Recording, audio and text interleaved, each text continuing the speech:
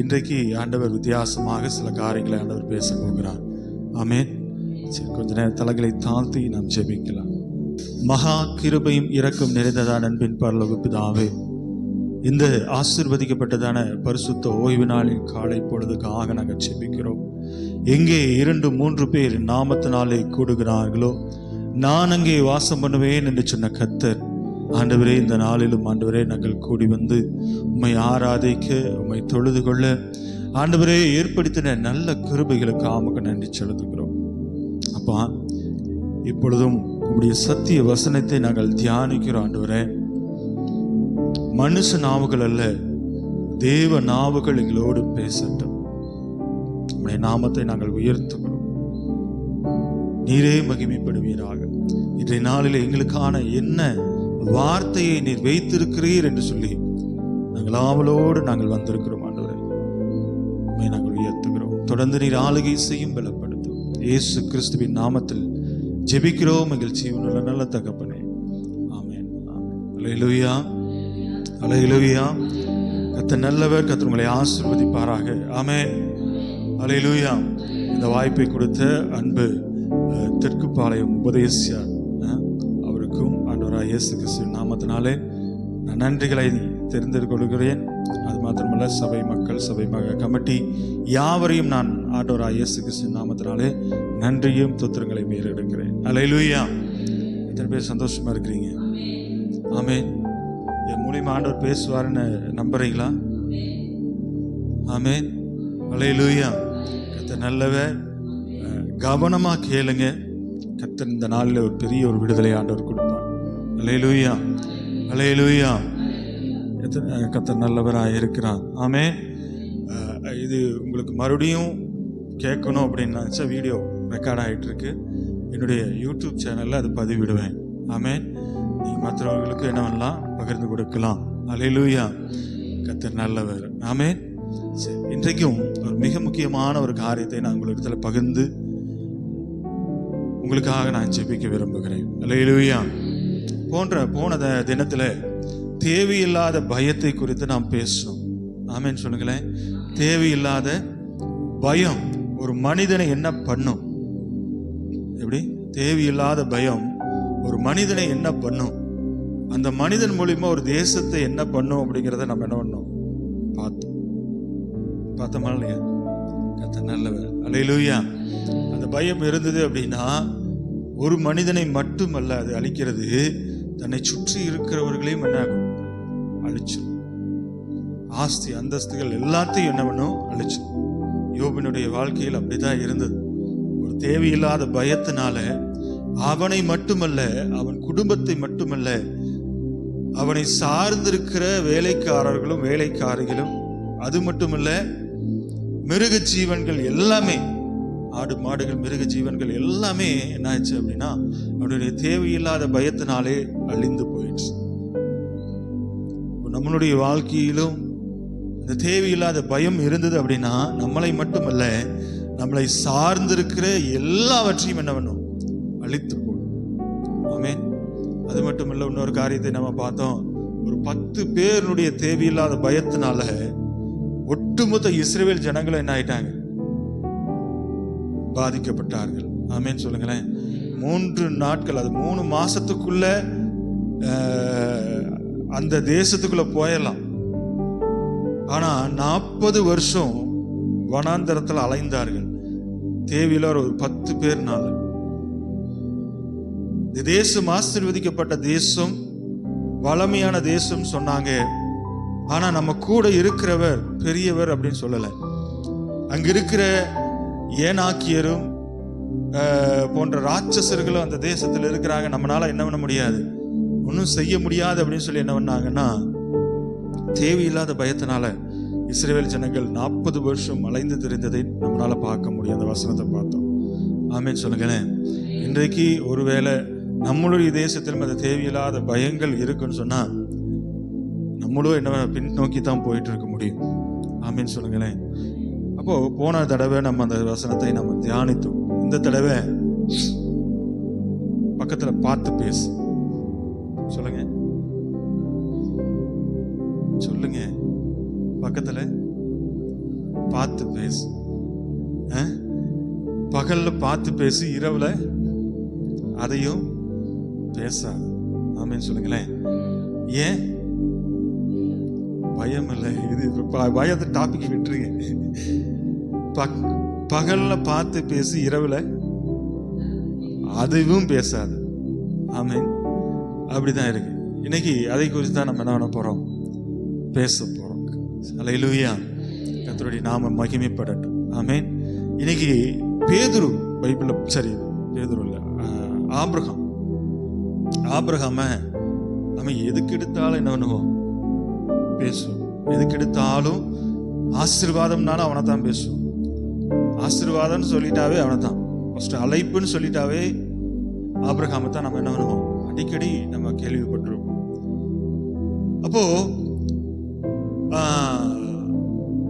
ஆபிரகாம 12வது அதிகாரம், ஆதியாகமம் 12வது அதிகாரத்துல ஆபிரகாம தேவன் அழைப்பதற்கு முன்பாக அவனுடைய வாழ்க்கை எப்படி இருந்தது அப்படின்னு முன்னாடி நம்ம தெரிஞ்சுக்கிட்டா தான் இந்த செய்தி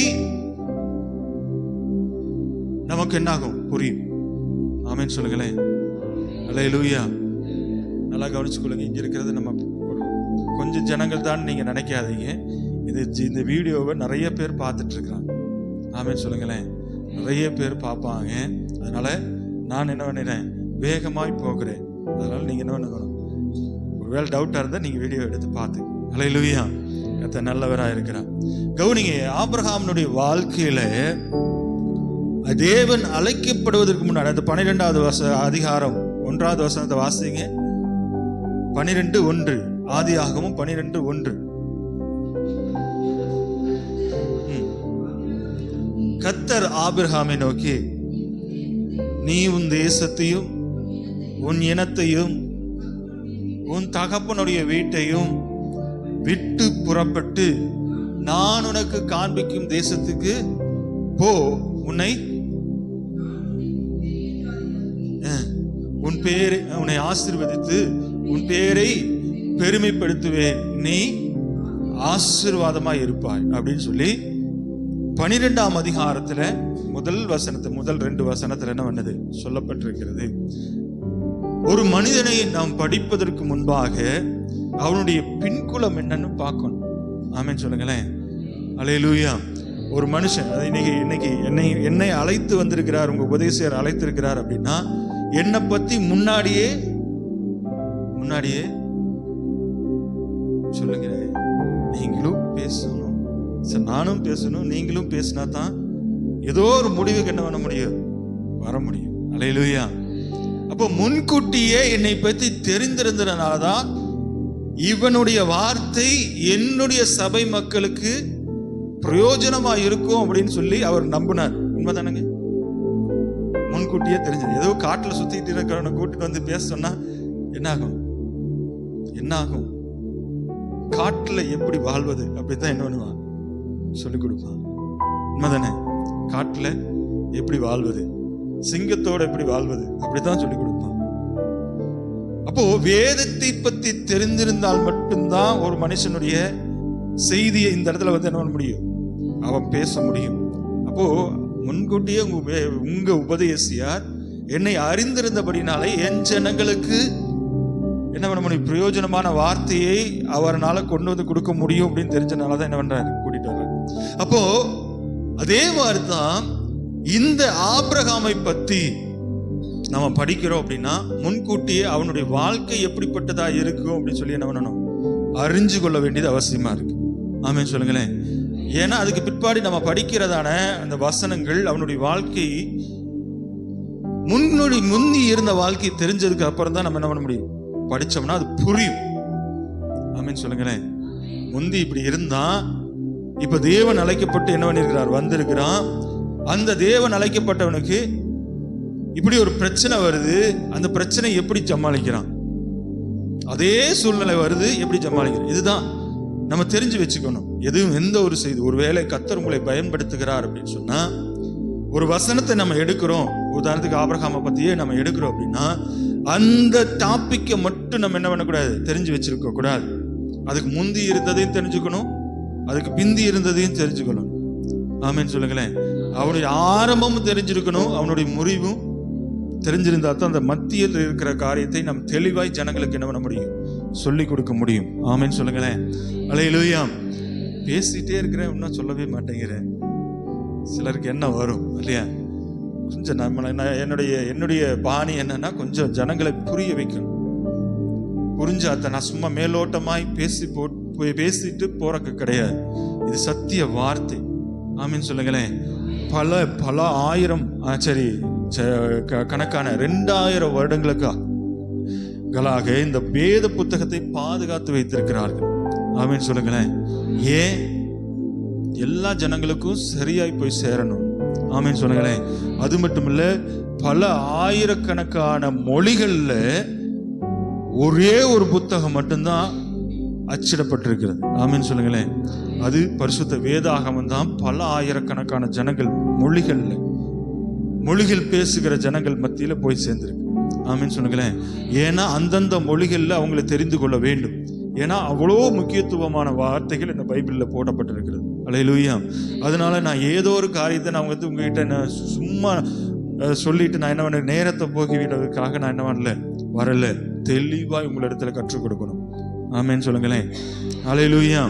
தெளிவாய் உங்களிடத்துல கற்றுக் கொடுத்து உங்களுடைய வாழ்க்கையில அது ஆசீர்வாதத்தை தக்க வைத்துக் கொள்ளணும், பெற்றுக்கொள்ளணும். அப்படிங்கிறக்காக தான் நான் இவ்வளவு தூரம் பேசிட்டு இருக்கேன். அல்லேலூயா. கர்த்தர் நல்லவராக இருக்கு. அதனால நீங்க நல்ல கவனமா கேளுங்க. அதிகமா நான் உங்களை வசனமெல்லாம் வாசிக்க சொல்ல மாட்டேன். அல்லேலூயா. ஏன்னா எனக்கே வாசிக்க தெரியாது. அல்லேலூயா. நான் படிச்சது 8ஆம் கிளாஸ் தான் படித்தேன். அல்லேலூயா. அதனால எனக்கு அந்த அளவுக்கு எல்லாம் வாசிக்க முடியாது. நான் கற்றுக்கொண்ட காரியத்தை உங்களுக்கு சொல்றேன். அல்லேலூயா. சரி, கவனிங்க. ஆபிரகாமுடைய வாழ்க்கையில முந்தைய வாழ்க்கை எப்படி இருந்தது அப்படின்னா, விக்கிரகம் நிறைந்த ஒரு வாழ்க்கையா இருந்தது. அவனுடைய தகப்பன் பார்த்தீங்கன்னா விக்கிரகத்தை செய்து, சொரூபத்தை செய்து அதை வணங்குகிறது மட்டுமல்ல, அதை விக்கிரவனாகவும் இருந்தான். சிலை செய்கிறவனாக இருந்தான். பல சிலை, சின்ன சிலை, உயர்ந்த சிலை, மேல சிலை, நிறைய வித்தியாசமா இன்னைக்கு பார்த்திருப்பீங்க, கடந்த நாட்கள்ல பார்த்திருப்பீங்க.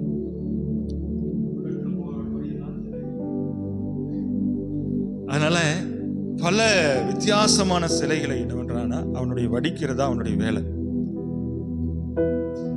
வித்தியாசமான சிலைகளை வடித்து அதை விற்பனை செய்கிறது அவனுடைய வேலை.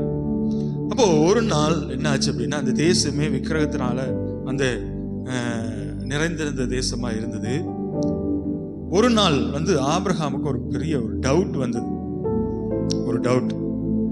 என்ன டவுட் அப்படின்னா, அப்பா நீங்க இந்த சிலையெல்லாம் செய்யறீங்க, இந்த சிலையில இந்த விக்கிரகத்தில் இந்த சிலையில எது பெருசு, எந்த தெய்வம் பெருசு அப்படின்னு சொல்லி அவனுக்கு ஒரு டவுட் வந்தது. அப்போ அவரு சொன்ன, எனக்கே தெரியாது.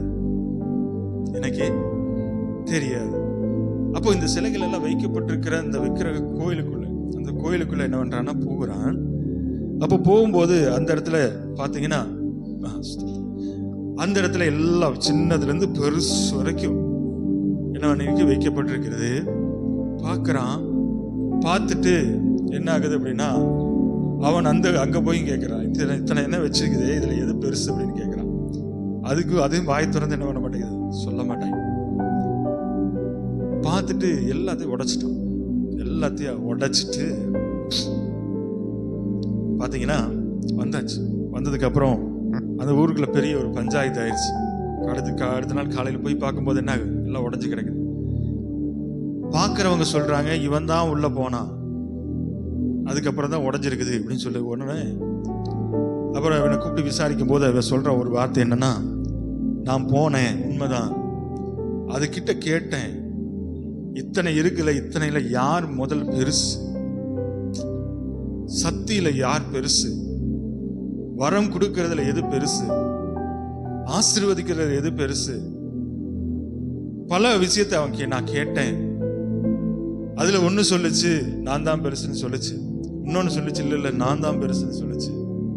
அதனால ரெண்டுக்கும் வாக்குவாதம் உண்டாயி, எல்லாத்துக்கும் வாக்குவாதம் உண்டாயி, அது சண்டை போட்டு அதுவே அடிச்சு அதுவே உடைஞ்சிருச்சு. அது எப்படி ஆகும் அப்படின்னு சொல்லி ஜனங்க என்ன பண்றாங்க கேட்கிறாங்க. அதுதான் சிலையாச்சு, கற்சிலையாச்சு. எப்படி அது என்ன ஆகும்? சண்டை போடும். இல்லை, சண்டை போட்டுச்சு. ஸோ அப்போ பார்த்தீங்கன்னா அவனை அடிச்சு துரத்தி என்ன பண்ணாங்க? ஊரை விட்டே ஒதுக்கி வச்சிருந்தாங்க. அது மட்டும் இல்லை, அந்த தேசத்துல ஒரு வழக்கம் இருக்கு. என்ன வழக்கம் அப்படின்னா, அந்த தெய்வங்களுக்கு பலி கொடுக்கறது எதுக்கு பலி கொடுப்பாங்க அப்படின்னா, தலைச்சம்பளை தான் என்ன பண்ணுவாங்க? பலி கொடுப்பார்கள். மூத்த பிள்ளை, மூத்த ஆண்மகனைத்தான் என்ன பண்ணுவாங்க? பலி கொடுக்கிற வழக்கம் இருக்கு. மூத்தது பிறந்தது அப்படின்னா அந்த பிறந்த குழந்தைய என்ன பண்ணுவாங்க? அந்த தெய்வத்துக்கு பலி கொடுக்கிற. அப்போ அந்த பகுதியில இருந்துதான் ஆபிரகாம் என்ன பண்றான்? வருகிறான். ஆமென் சொல்லுங்களேன். அப்ப தேவன் அவனை வெளியில கொண்டு வர்றதுக்கு உண்டான நோக்கம் என்ன அப்படின்னா, நீ அந்த இடத்துல இருந்த அப்படின்னா, உன்னை ஆசீர்வதித்தாலுமே, உனக்கு ஒரு குழந்தைய கொடுத்தாலுமே, அந்த ஊர் கலாச்சாரத்தின்படி நீ என்ன பண்ணணும்? உண்மைதானே? இந்த ஊர்லயே நோம்பி ஏதாவது வந்துச்சு அப்படின்னா நமக்கு என்ன பண்றாங்க? தட்டை தூக்கிட்டு, தட்டை நோட்டு. அப்ப நம்ம என்ன பண்ணணும்? ஊருக்குள்ள இருக்கிறோம் அப்படின்னா நம்ம என்ன பண்ணணும்? கொடுத்துதான் ஆகணும். எங்க ஊர்ல எல்லாம் அப்படி வரவே மாட்டாங்க. கொடுத்துதான் ஆகணும். ஏன்னா ஒருத்தருக்கு ஒருத்தர் அப்படித்தான். கொடுக்க மாட்டீங்களா? ரொம்ப சந்தோஷம், நல்லது. ஆனா இருந்தாலும் பல ஏரியாக்கள் அப்படித்தான் இருக்கு. உன்னால முடிஞ்சது கொடுங்க. சின்னிகவனம் பாளையத்தில் அப்படிதான். இப்ப கும்பாபிஷேகம் ஒண்ணு நடந்தது. வந்து 30 வீட்லயே வந்து கேட்டாங்களாம், கொடுங்க, நாளைக்கு பண்ணி நம்ம மூஞ்சி பார்த்துக்கணும். உங்களுக்கு ஒண்ணுன்னா நாங்க வரணும், எங்களுக்கு ஒண்ணுன்னா நீங்க வரணும் அப்படின்னு சொல்லி என்ன பண்ணாங்க? சொன்னாங்களாம். என்ன பண்றதுன்னு என்னை கேட்டாங்க. நீங்க அங்க இருந்தா நீங்க என்ன, உங்களுக்கு தண்ணி வேணும், அது வேணும், இது வேணும்னா பக்கத்துல வேணும்னா நீங்க என்ன பண்ணுங்க? கொடுங்க. உங்களுக்கு வைராகமா இருக்கணும் அப்படின்னா கொடுக்காதீங்க. உங்களுக்கு மனுஷர் வேணும்னா கொடுங்க. தேவன் தான் வேணும்னா நீங்க என்ன பண்ணாதீங்க, நீங்க செயல்பட்டு பண்ணுங்க அப்படின்னு சொல்லியாச்சு. சோ அதே மாதிரி தான் ஆபிரகாம் அந்த தேசத்துல என்ன பண்றான்? குடியிருக்கிறான். ஒருவேளை அவன் வீட்டுல ஏதாவது காரியமே நடந்தது அப்படின்னா, அதாவது துக்க செய்தியே நடந்தது அப்படின்னா என்ன பண்ணுவானுங்க? அந்த ஊர் கலாச்சாரத்தின்படி நம்ம பெட்டி வச்சுதான் எடுத்துட்டு போகணும். அவன் என்ன பண்ணுவான்? பாடை கட்டித்தான் தூக்கிட்டு போகணும். நம்ம கிறிஸ்துவின் முறையில புதைக்கணும் தான் சொல்லுவோம். அவன் என்ன பண்ணுவான்? நம்ம ஊர் வழக்கத்தின்படி என்ன பண்ணணும்? எரிக்கணும் தான் சொல்லுவான். ஏதோ ஒரு காரியம் அந்த ஊர்ல இருந்து அந்த ஊர் கலாச்சாரத்தின்படி என்ன பண்ணணும் மறுக்க முடியாது. அப்போ தேவன் அவனை ஏன் தேசத்தை விட்டும் தகப்பன் வீட்டையும் விட்டு வெளியில வர சொன்னார் அப்படின்னா, இந்த ஒரு காரணத்தினாலதான். ஆமென் சொல்லுங்களேன். அப்ப நீ அங்க இருந்த அப்படின்னா, நீ அங்க இருக்கிறபடி நீ என்ன பண்ணணும்? நடக்கணும். உண்மைதானே? இயேசுவே சொல்றாரு, நீ மல்யுத்தம் பண்ணுனா சட்டத்துக்கு உட்பட்ட என்ன பண்ணு? வசனம் போட்டிருக்கா இல்லையா? மல்யுத்தம் பண்ணுனா நீ சட்டத்துக்கு உட்பட்ட என்ன பண்ணு. அப்ப இந்த தேசம் என்ன சட்டம் போட்டிருக்கு, அந்த தேசத்தின்படி என்ன பண்ணு. இல்லைன்னா நீ என்ன பண்ணது? வெளியில வந்து. புரியுதா? அப்ப ஆபிரகாமையும் தேவன் என்ன பண்ணார்னா, அப்ப அந்த ஊர்ல இருந்தான்னா நீ அந்த ஊரின் படி நீ என்ன பண்ணணும். உன்னால பண்ண முடியாது அப்படின்னா நான் என்ன சொல்றபடி நீ என்ன பண்ணு? நான் உனக்கும் காண்பிக்கும் தேசத்துக்கு நீ என்ன பண்ணு? ஆமென் சொல்லுங்களேன். நான் உனக்கு காண்பிக்கும் தேசத்துக்கு நீ போ, உன்னை நான் என்ன பண்ணுவேன்? பெரிய ஜாதியாக்குவேன். ஆமென் சொல்லுங்களேன். அல்லேலூயா. அப்போ இந்த சில கட்டுப்பாடுகள்னாலதான் தேவன் என்ன பண்ணார்னா அவனை வெளியில கொண்டு வர வைத்தார். அல்லேலூயா. பல வைராக்கியங்கள். அது மட்டும் இல்ல, அந்த சிலை உடைச்சனால அவனை என்ன பண்ணாங்க? ஊரை விட்டு என்ன பண்ணாங்க? தள்ளி வைத்தார்கள். தள்ளி வைத்து பார்க்கும்போது அந்த சூழ்நிலை தான் தேவன் பேசுகிறான். நான் உனக்கு காண்பிக்க தேசத்துக்கு நீ போ, நான் உன்னை பெரிய ஜாதியாக்குவேன் அப்படின்னு சொல்லும் போது, சரி அவனும் என்ன பண்ணிட்டான்? கிளம்பிட்டான். கூடையே லோத்து அப்படிங்கிற ஒரு மனுஷன், அவனுடைய சகோதரன், சித்தப்பா பையன், அவனும் என்ன பண்றான்? நீர் உம்முடைய தேவன் தான் என்னுடைய தேவன், நானும் கூட வரேன்னு என்ன பண்றான்னா கூட வரான். 2 பேருமே வராங்க. 2 பேருமே வெளியில வந்தாச்சு. 2 பேருமே வெளியில வந்ததுக்கு அப்புறம் சில நாட்கள் ஒரு தேசத்துல இருக்கிறாங்க. அதுக்கப்புறம் பாத்தீங்கன்னா அந்த தேசத்துல கொஞ்சம் ஒரு பஞ்சம் உண்டாகிறதுனால எகிப்துக்கு என்ன பண்றாங்க? கடந்து போகிறார்கள். அந்த வசனத்துல நீங்க வாசிக்கலாம். 12ஆம் அதிகாரத்துல நீங்க வாசித்தீங்கன்னா நல்லாவே தெரியும். 12ஆம் அதிகாரத்துல வாசித்து பார்த்தீங்கன்னா அவங்க எகிப்து தேசத்துக்கு என்ன பண்றாங்க? போறாங்க. ஆதியாகமம் 12ஆம் அதிகாரத்துல நீங்க வாசிக்கலாம். அது மட்டுமல்ல, பார்த்தீங்கன்னா அங்க போனதுக்கு நிமித்தம் பார்த்தீங்கன்னா அந்த இடத்துல ஒரு பெரிய ஒரு ஆசீர்வாதத்தை என்ன ஆகுது, நடக்குது. பாருங்க 13ஆம் அதிகாரத்தில் அதுக்கப்புறம் பார்த்தீங்கன்னா 1லேருந்தே நீங்க வாசித்து பார்த்தீங்கன்னா தெரியும். ஆபிரகாம் அவன் மனைவியாகிய ஆபிரகாம மனைவியும், வாசிங்க அந்த வசனத்தை 13:1 இல்ல அதுக்கு முன்னாடி 12:17 வாசிங்களேன். 12ஆம் அதிகாரம் 17வது வசனம்.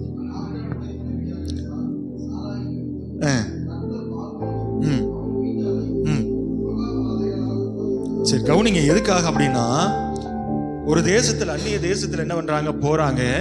அங்க என்ன ஆகுதுன்னு, பார்வோன் அந்த தேசத்தின் அதிபதி என்ன பண்றான், சாரால தனக்கு மனைவியாக்கி கொள்ளணும்னு சொல்லி என்ன பண்றான், கூட்டிட்டு போனான். அப்போ தேவன் என்ன பண்ணாரு அப்படின்னா, அந்த தேசத்தை மகாவாதையினால கொடுத்து அந்த தேசத்தின் மக்களை கொஞ்சம் கடிந்து கொள்கிறார். அந்த ராஜாவையும் என்ன பண்றாருன்னா கடிந்து கொள்கிறார். அப்போ கடிந்து கொள்கிற அந்த ராஜா என்ன பண்ணார்னா, நான் தப்பு பண்ணிட்டேன்னு சொல்லி இவங்களுக்கு வெகுமதிகளை கொடுத்து என்ன பண்றாங்க, அனுப்பி வைக்கிறார்கள். இவங்களுக்கு கொடுத்தது மட்டுமல்ல, லோத்துவுக்கும் கொடுத்து என்ன பண்றாங்க, அனுப்பி வைக்கிறார்கள். வாசிங்க, அடுத்து தொடர்ந்து வாசிங்க. 18.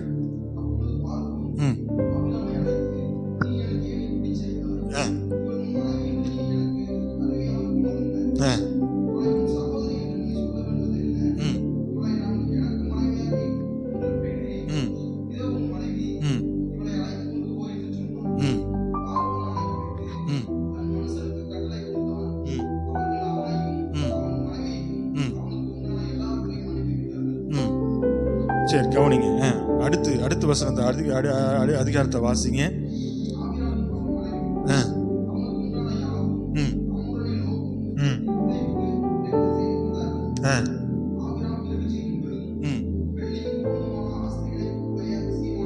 சரி, கவனிங்க. இப்போ 12ஆம் அதிகாரத்துல 1வது வசனத்துல நாம் வாசித்தபடி எல்லாத்தையும் விட்டுட்டு என்ன பண்ணு வாங்குற, ஒண்ணுமே எடுக்கல, வெறும் கையா என்ன பண்றாங்க, வருகிறார்கள். 12ஆம் அதிகாரத்துல முதல் வசனத்துல, நீ தகப்பன் வீட்டையும் உன் இனத்தையும் விட்டு நீ என்ன பண்ணு, நான் உனக்கு காண்பிக்க தேசத்துக்கு வா அப்படின்னு சொல்லி கூப்பிடும் போது ஒண்ணுமே எல்லாம் வெளியில வராங்க. அதுக்கு அடுத்த அதிகாரத்துல அவன் திரளான ஆஸ்தி உடையவனாய் என்ன, செல்வ சீவனாய் என்ன மாறுகிறான். ஒண்ணுமே இல்லாத போது பிரச்சனையே இருக்காது. இந்த பணம் காசு வந்ததுக்கு அப்புறம் தான் ஒரு ஆவிக்குரிய ஒரு பிரச்சனையே என்ன ஆகும், ஸ்டார்ட் ஆகும். ஆமென் சொல்லுங்களேன். அல்லேலூயா. கவுனிங்க. இப்ப 2 பேருமே என்ன பண்ணிட்டாங்க, ஒண்ணுமே இல்லாம வெளியே வந்தாங்க. ஆபிரகாமும் லோத்தும் அந்த தேசத்துல தேவனுடைய அழைப்பின் பேர்ல என்ன பண்ணாங்க, 2 பேருமே என்ன பண்ணாங்க, வெளியில வந்தார்கள். ஒண்ணுமே இல்லாம வெளியே வந்தாங்க. இப்போ ஒரு பிரச்சனை நிமித்தம் அவங்களுக்கு ஒரு ஆசீர்வாதம் உண்டாகுது. அப்போ அந்த ஆசீர்வாதம் வந்ததுக்கு அப்புறம், ஆசீர்வாதம் வந்ததுன்னா அடுத்து என்ன ஆகும், பிரச்சனை தான். வாசிங்க, அடுத்து வாசிங்க, அடுத்து தொடர்ந்து வாசிங்க.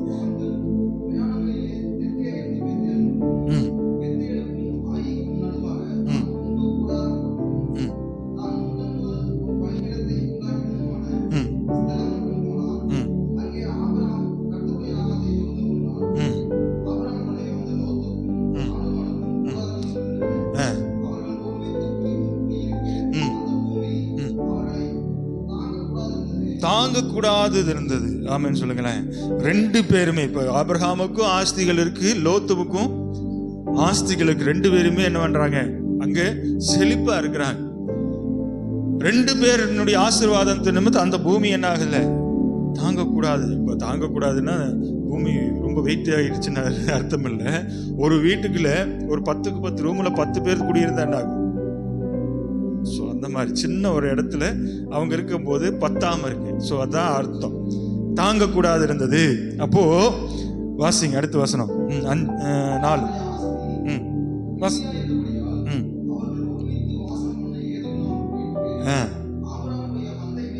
கவுனிங்க. ஆபிரகாமுடைய மந்தை மேய்ப்பருக்கும் லோத்தினுடைய மந்தை மேய்ப்பருக்கும் வாக்குவாதம் உண்டாயிற்று.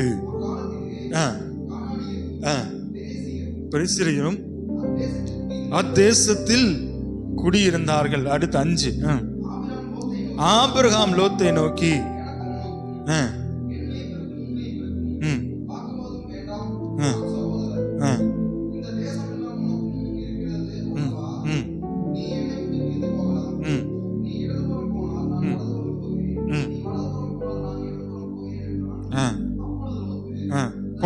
கவனிங்க. இப்போ நம்ம வாசிச்சோம், என்ன வாசிச்சோம்? 7ஆம் அதிகாரத்துல ஆபிரகாமுடைய மந்தை மேய்ப்பருக்கும் லோத்துடைய மந்தை மேய்ப்பருக்கும் வாக்குவாதம் உண்டாயிருச்சு அப்படின்னு போட்டிருக்கு.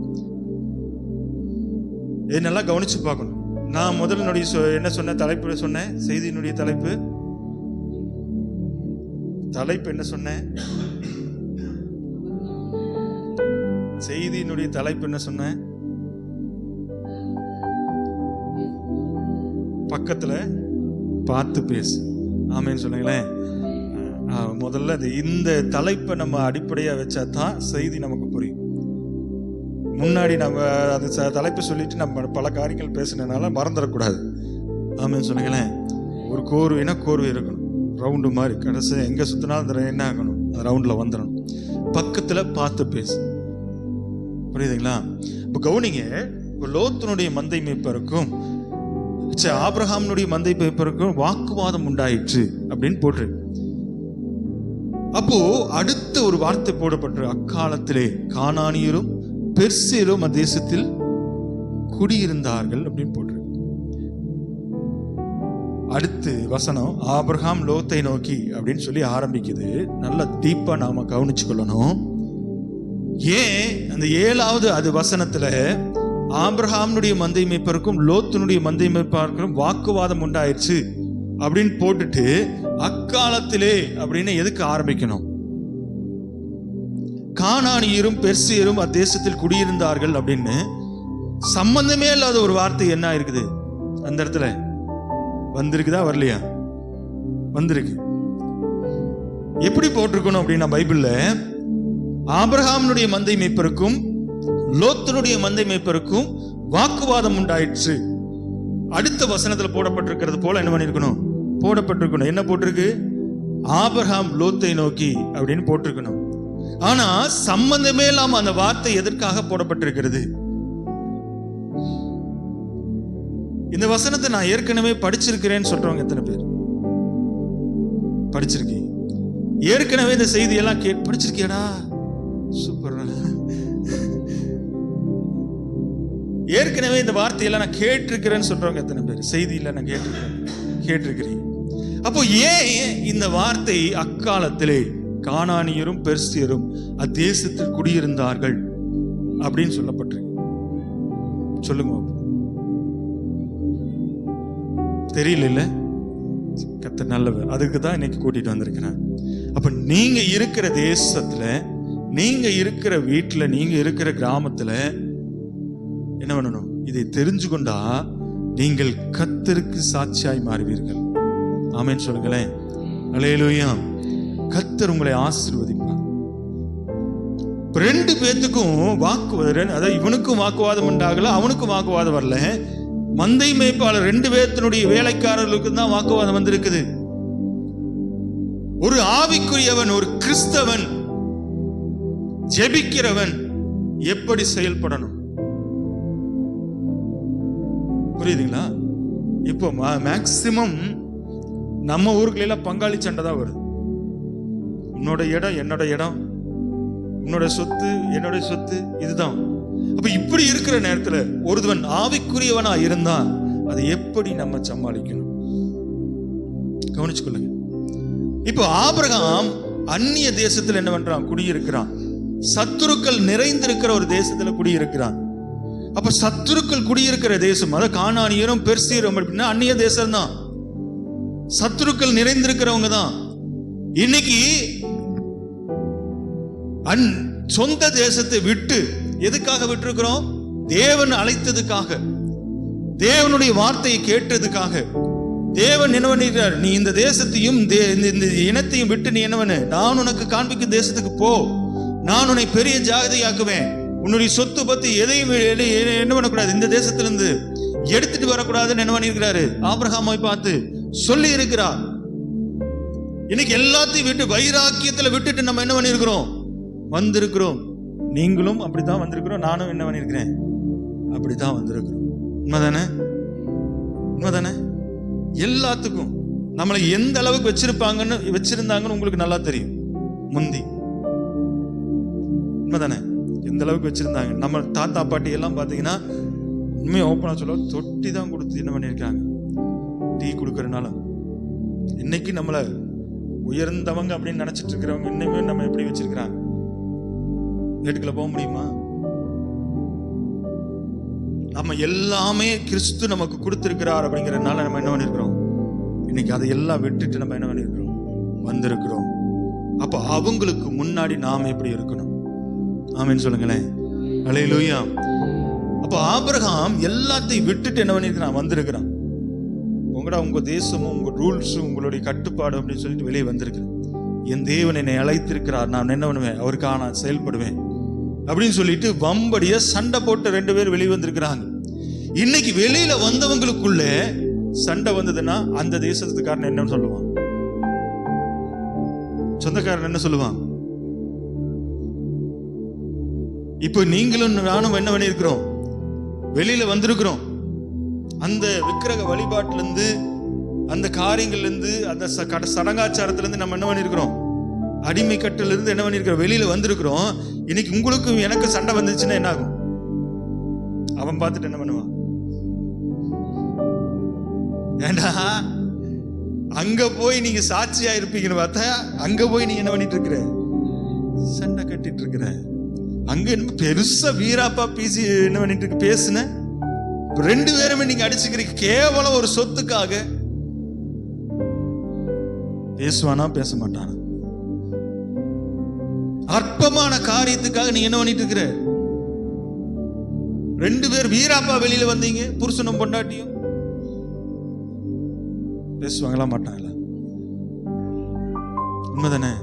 அப்போ ஒரு ஆவிக்குரியவன் எப்படி சிந்திக்கணும்? ஆபிரகாம் அதான் சிந்திச்சான். ஆபிரகாமினுடைய மந்தை மேய்ப்பரும் லோத்துடைய மந்தை மேய்ப்பருக்கும் வாக்குவாதம் உண்டாயிற்று. அக்காலத்திலே கானானியரும் பெர்சியரும் தேசத்தில் குடியிருந்தார்கள். காரணம், சத்துருக்கள் நிறைந்த தேசத்துல நம்ம என்ன பண்ணிருக்கிறோம், இருக்கிறோம். அப்ப நாம சத்தியத்துல வளர்றவங்க நாம வாக்குவாதம் பண்ணக்கூடாது. ஆமென் சொல்லுங்களேன். புரியுதா? புரியல? எத்தனை பேத்துக்கு புரியுது? நாம நம்ம வாயில என்ன பண்ணக்கூடாது, கெட்ட வார்த்தை வரக்கூடாது. இந்த ஒரு சொத்துக்காக நீயும் நானும் என்ன பண்ணிடக்கூடாது, அடிச்சுக்க கூடாது. மற்றவங்களுக்கு முன்னாடி நம்ம சாட்சியா நிற்கணும். அதுதான் உனக்கு எனக்கு என்ன பிரச்சனை வேண்டாம். நீ கிழக்க போனேன்னா நான் மேற்க போறேன், நீ வடக்க போனேன்னா நான் என்ன பண்றேன், தெற்க போறேன். ஏன்னா சத்துருக்கள் நம்மளை கவனித்துக் கொண்டிருக்கிறார்கள். சத்துருக்கள் உண்மைதானே, எப்படி வாழ்ந்தரலான்னு பார்க்கறாங்க, எப்படி அவன் வாழ்றான். நமக்கு விரோதமாக சத்துருக்கள், அநேக சத்துருக்கள் எழும்பி இருக்கிறது. அந்த சத்துருக்களுக்கு முன்பாக நாம் எப்படி இருக்கணும்?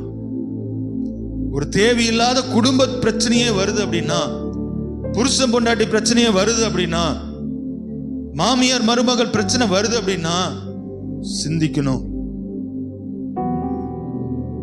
புரியுதா எத்தனை பேருக்கு? இன்னைக்கு வேதத்தை படிக்கிற நம்ம, அவ்வளவுதான், வேதத்தை படிக்கிற நம்ம எப்படி இருக்கிறோம்? பரிசுத்த தெய்வத்துக்காக சாட்சியா நம்ம வந்திருக்கிறோம்.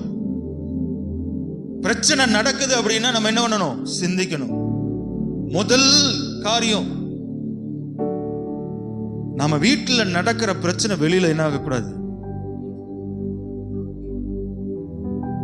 புரியுதா புரியலையா? ஒருவேளை நம்ம வீட்லயே, நம்ம கல்யாணமாகாத ஒரு பையன் இருக்கிறான், அவன் நல்லா குடிச்சிட்டு பயங்கரமான பாவம் பண்ணிட்டு இருக்கிறான். பெத்த அம்மாவுக்கு தெரியுது, அப்பாவுக்கு தெரியுது.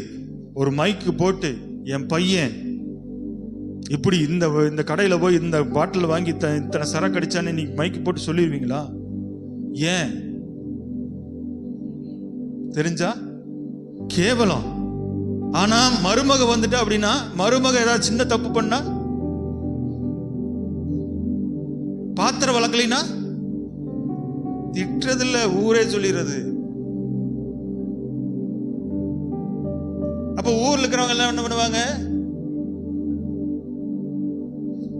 பேசுவாங்களா? நீங்கள் சத்துருக்கள் நிறைந்திருக்கிற தேசத்துல குடியிருக்கிறீர்கள், நீங்களும் நானும். உன் வாயின் வார்த்தைகள் எச்சரிப்பா இருக்கிறது. ஆபிரகாம் அதைத்தான் செய்தான். லோத்து கிட்ட சொல்றான், நீயும் நானும் நான் என்ன பண்ணிட்டோம், தேவனுக்காக சாட்சியாக வெளியில வந்துட்டோம். தேவன் அழைச்சாருன்னு வெளியில வந்துட்டோம். இன்னைக்கு தேவனுக்காக வைராக்கியமா நிக்கணும்னு வந்துட்டோம். இப்ப பிரச்சனை உனக்கும் இல்லை எனக்கும் இல்லை. பிரச்சனை நம்மளுடைய வேலைக்காரனுக்கு தான். வேலைக்காரனுக்கு வந்தா நமக்கு அடுத்த நிமிஷம் நமக்கு வர்றதுக்கு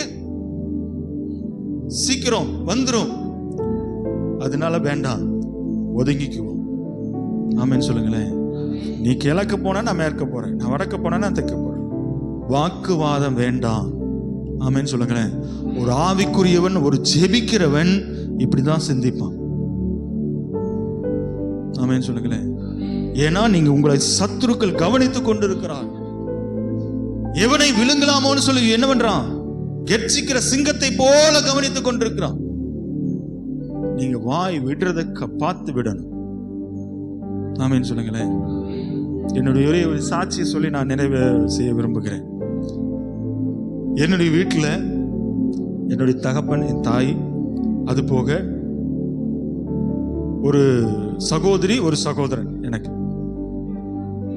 அந்த சகோதரிக்கும் சகோதரனுக்கும் ஒரு வயசு டிஃபரெண்ட். ஆனா அவங்களுக்கும் எனக்கும் பார்த்தீங்கன்னா 7-8 வருஷம் டிஃபரெண்ட். 8 வருஷம் டிஃபரெண்ட்னா 8 வருஷம் பின்னாடி இளையவனா பிறக்கிறேன். நல்லா கவனிச்சுக்கொள்ள. இது எப்படி பிறக்கிற அப்படின்னா, ஒரு போட்டிக்காக பிறக்கிறேன். என்னடா போட்டிக்காக பிறக்கிறேன்னு கேட்குறீங்களா? கவனிங்க. என்னுடைய அம்மாவும் என்னுடைய அத்தை வால்பாரில் டீ எஸ்டேட்டில் வேலை செஞ்சு கொண்டு இருந்தாங்க. தேயிலை எடுக்கிற வேலை. இந்த டீ டைமில் டீ டைமில் உட்காந்துக்குவாங்க. தேயிலை காட்டுக்குள்ள உட்காந்துட்டு நான் பேசுகிறேன். அப்படி பேசிட்டு இருக்கும்போது எங்கள் அத்தை சொல்கிறாங்களா, நான் ப்ரெக்னெண்ட்டாக இருக்கிறேன். எப்படி? நான் வயிற்றுல எனக்கு குழந்தை இருக்கு. அவங்களுக்கும் ஒரு பையன், ஒரு 2 புள்ளை இருக்கு. 2 குழந்தை. ஃபர்ஸ்ட் ஒரு புள்ள, ரெண்டாவது ஒரு புள்ள. அதே மாதிரி அவங்களுக்கும் 7 வருஷம் டிஃபரெண்ட். அவங்களுக்கும் 7 வருஷம் டிஃபரெண்ட் தான். 6-7 வருஷம் டிஃபரெண்ட். இப்போ அவங்க அத்தை என்ன ஆயிட்டாங்க, கன்சீவ் ஆயிட்டாங்க. வயிற்றுல பிள்ளை இருக்கு. இப்போ எங்க அம்மா சும்மா தான் இருக்காங்க. இப்போ எங்க அம்மா என்ன பண்றாங்க, தெரிஞ்சுட்டு உனக்கு 2 இருந்தது, எனக்கும் 2 இருக்கு. இப்போ உனக்கு என்ன ஆயிடுச்சு, உனக்கு வந்துருச்சு, எனக்கும் வேணும். அப்படி வந்தவனா தான். நல்லா கவனிச்சுக்கணும். அப்படி வந்தவன் தான் நான். இருந்ததுனால எங்க அம்மாவுக்குனால 2 இருக்கிறனால பொண்ணு வரல, பொறாம வரல, போட்டி வரல, எதுவும் வரல. இப்ப அங்க 3 ஆயிட்டனால எங்க அம்மாவுக்கு என்ன ஆயிடுச்சு, பொறாமையோ ஆசையோ என்னமோ வந்துருச்சு, போட்டி வந்துருச்சு. பிறந்துட்டேன். அங்க 3, இங்கேயும் 3. அந்த 2வது மகள் இருக்கிற அத்தைக்கு, 2வது மகளினுடைய ஒரு போலியோ அட்டாக் ஆனனால அவங்களுக்கு கொஞ்சம் உடம்பு சரியில்லாம போயிடுச்சு. உடம்பு சரியில்லாம போய் நடக்க முடியாத வரைக்கும் ஆயிடுச்சு. அங்க என்ன ஆயிடுச்சு, உடம்பு சரியில்லாம போய் வியாதினால அவங்களுடைய மகள் என்ன ஆயிடுச்சு, மரிச்சு போயாச்சு. இப்ப அங்க என்னாச்சு, 3 இருந்தது, 1 இல்ல 2 ஆயிடுச்சு. இப்ப இங்க இருக்குது, என்ன இருக்குது, 3 இருக்குது, அப்படியே இருக்குது. அப்ப என்ன ஆகணும்,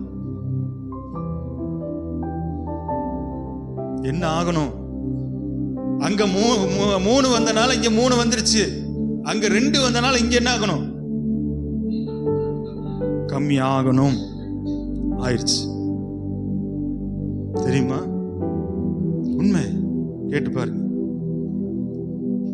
என் சகோதரன், அந்த பெண் இறந்த உடனே 6 மாசத்துல என்னுடைய சகோதரன் ரோடு ஆக்சிடென்ட்ல மரிச்சு போயிட்டான். ரோடு ஆக்சிடென்ட்ல. இது உண்மை, சத்தியமான ஒரு வார்த்தை.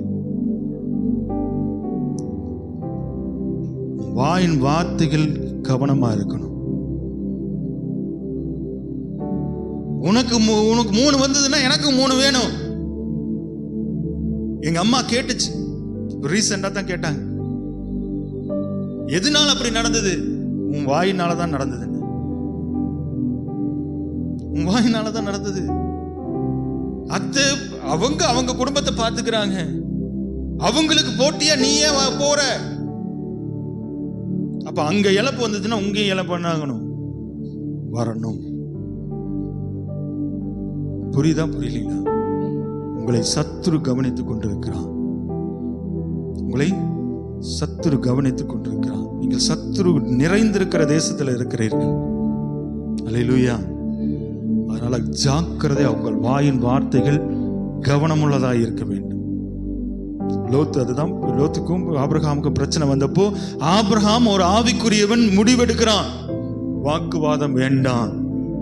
ஆமென் சொல்லுங்களேன். வாக்குவாதம் வேண்டாம். காரணம், நாம் சத்துருக்கள் நிறைந்திருக்கிற தேசத்துல குடியிருக்கிறோம். அல்லேலூயா. எத்தனை பேருக்கு புரியுது? எத்தனை பேருக்கு புரியுது? அல்லேலூயா. உங்கள் பேச்சு, உங்களுடைய நடத்தைகள் எல்லாமே சத்துரு கவனித்துக் கொண்டிருக்கிறான்,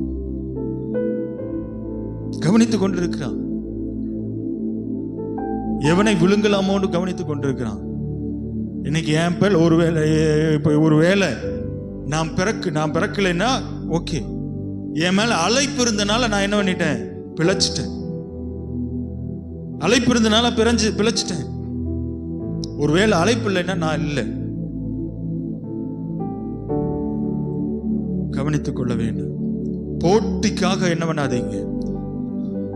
அவன் காரு வாங்கிட்டாங்கிற நீங்க கடனை வாங்கி என்ன பண்ணாதீங்க, காரு வாங்காதீங்க.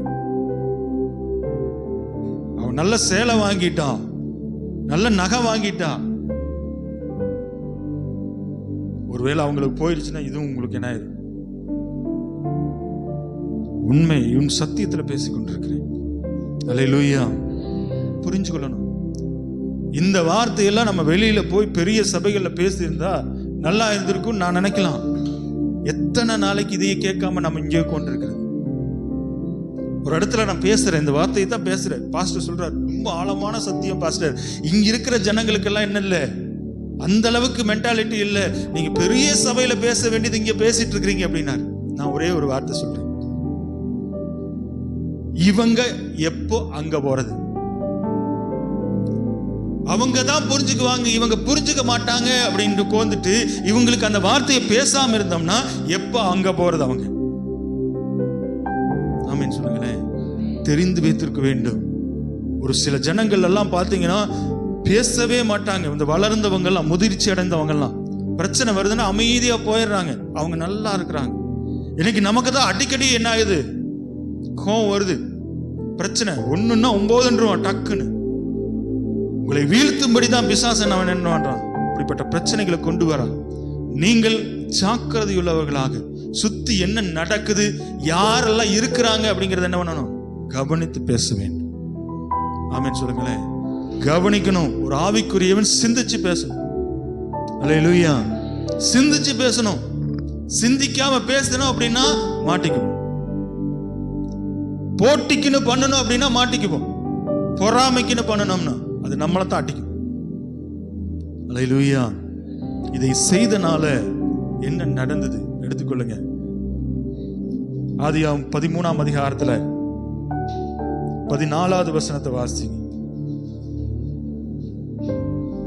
ஆதியாகமம் 13:14. லோத்து ஆபிரகாமை விட்டு பிரிந்த பின்பு கர்த்தர் ஆபிரகாமை நோக்கி, உன் கண்களை எடுத்து நீ இருக்கிற இடத்திலிருந்து வடக்கேயும் தெற்கேயும் கிழக்கேயும் மேற்கேயும் நோக்கி பார்.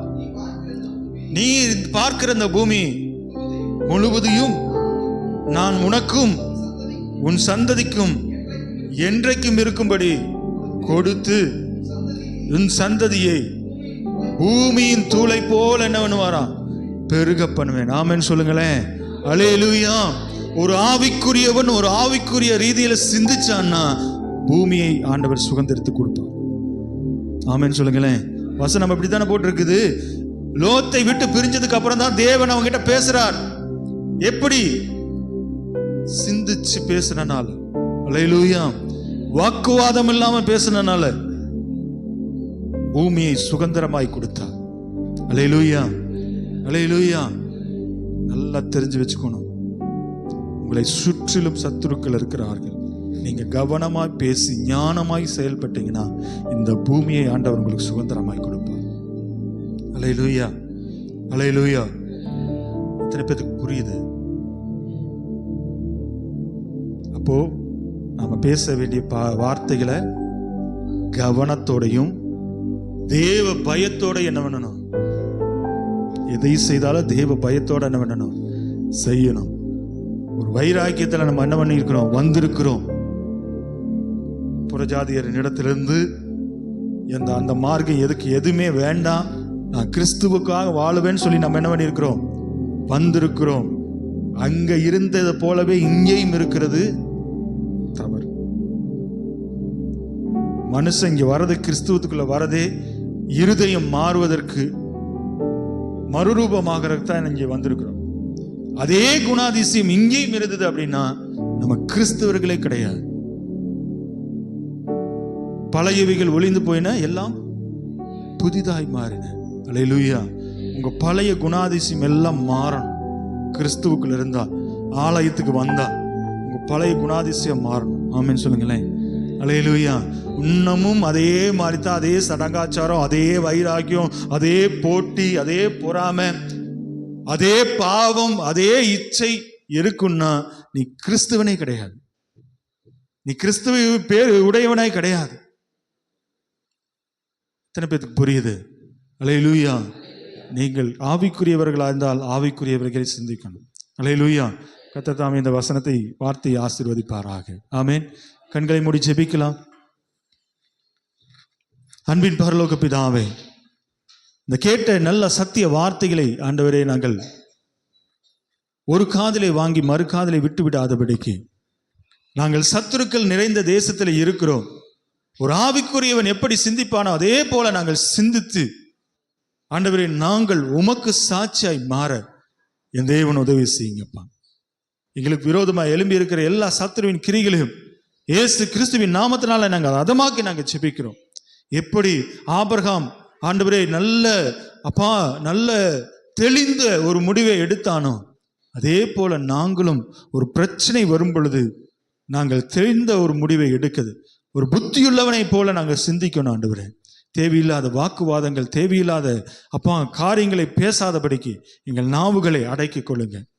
எங்கள் நாவுகளை அடக்கி போடுங்க ஆண்டவரே. உமக்கு நாங்கள் சாட்சியாய் வாழணும்.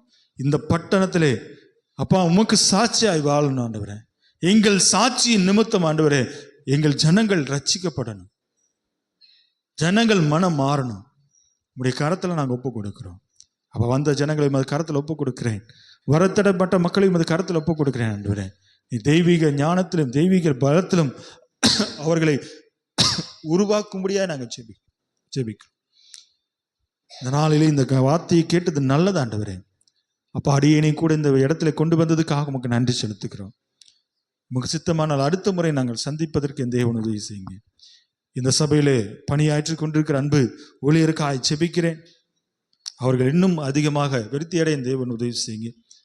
இதில் ஊழியம் செய்கிறதான கமிட்டிமார்கள், மூப்பர்கள், கோயில் பிள்ளைகள், விசுவாச பிள்ளைகள் யாவரையும் அது கரத்தில் ஒப்பு கொடுக்கிறேன். மாறாத கரம் கூடுந்து வழி நடத்திட்டோம். நாம மகிமைக்காக நாங்கள் செயல்படுகிறோம். இயேசு கிறிஸ்துவின் மூலம் ஜெபிக்கிறோம் எங்கள் ஜீவனுள்ள நல்ல தகப்பனே. ஆமேன், ஆமேன், ஆமேன். அல்லேலூயா, அல்லேலூயா. கர்த்தர் நல்லவர். கர்த்தர் உங்களை ஆசீர்வதிப்பார். ஆமேன்.